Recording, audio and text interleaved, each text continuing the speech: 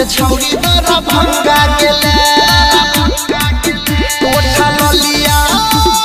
लाली मधेपुरा में चुसैले गे छौरी दरभंगा गेले गे छौरी दरभंगा गेले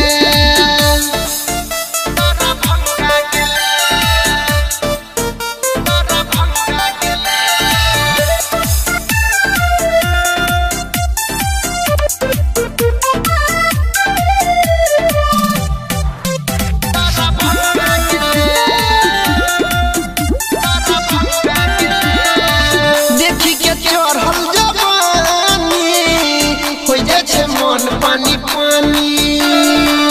तोरा में खर्चा छे बेसी सुनै बंगाल वाली रानी देखी के चढ़ल जवानी हो जाए छे मन पानी पानी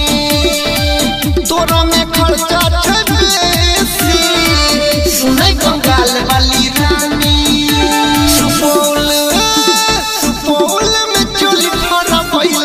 छौरी दरभंगा गेले गे छौरी दरभंगा गेले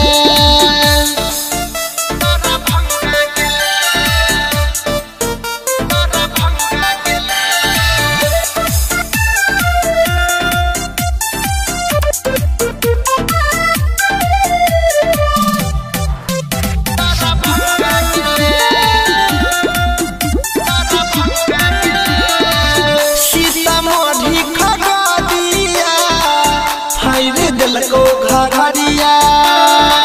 जिला समस्तीपुर के छौरा चोली में दिलको नमरिया सीतामढ़ी खगड़िया